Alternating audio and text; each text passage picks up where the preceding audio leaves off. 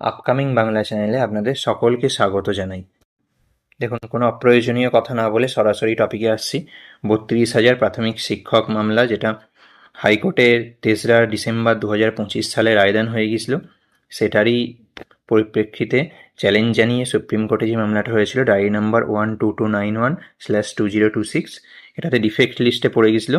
এখানে আপনারা দেখতেই পাচ্ছিলেন, এই জায়গাটায় দেখাচ্ছিল ডিফেক্ট লিস্ট, সেখানে এখন ডিফেক্ট লিস্টে ক্লিয়ার হয়ে এটা পেন্ডিং দেখাচ্ছে। এখানে স্ট্যাটাসও দেখুন, এখানে নিচে পেন্ডিং দেখাচ্ছে।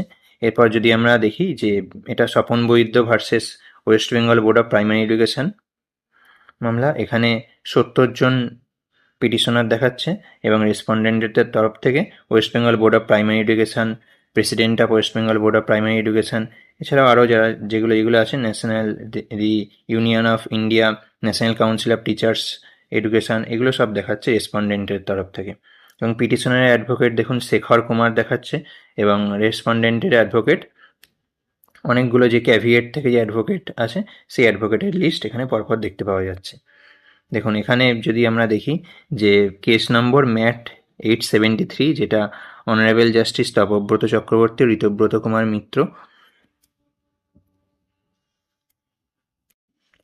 সিঙ্গেল বেঞ্চের জাস্টিস অভিজিৎ গাঙ্গুলির রায়কে সেট অ্যাসাইড করে দিয়ে 32,000 প্রাথমিক শিক্ষকের চাকরি বহাল রেখেছিলেন, যেখানে তারা যারা পিটিশনার ছিল, তাদের এগেনস্টে 32,000 যে প্রাথমিক শিক্ষক, তাদের এগেনস্টে কোনো সেইভাবে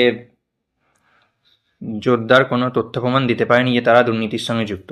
সেই জন্য এই মামলাটায় তাদের চাকরি বহাল রেখেছিলেন এবং মামলাটা ক্লোজ করেছিলেন ম্যাট 873।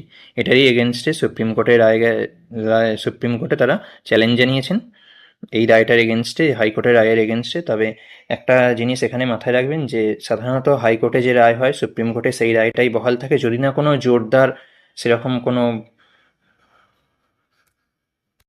লজিক বা প্রমাণ যদি থাকে, তাহলেই এই রায়টা চেঞ্জ হয়। যেটা আপনারা এসএসসি কেসের ক্ষেত্রেও দেখতে পেয়েছেন, যে এসএসসির রায় হাইকোর্টেও খারিজ করেছিল, সুপ্রিম কোর্টেও গিয়ে খারিজ করেছে। আর এই বিশেষ করে প্রাথমিক শিক্ষকদের এই মামলাটা একবার এর আগে সুপ্রিম কোর্টে গিয়েছিল, সুপ্রিম কোর্ট থেকে হাইকোর্টে বিস্তৃত শুনানির জন্য ফেরত পাঠিয়েছিল। এখন হাইকোর্টে বিস্তৃত শুনানি হয়ে 3রা ডিসেম্বর মামলাটার রায়দান হয়েছে এবং 32,000 চাকরি বহাল রেখেছেন। এটারই চ্যালেঞ্জ করে সুপ্রিম কোর্টে এই মামলাটা হচ্ছে। দেখা যাক, এখনো পর্যন্ত এই মামলাটার কোনো ডেট দেয়নি, কবে ওঠে সেটা দেখা যাক।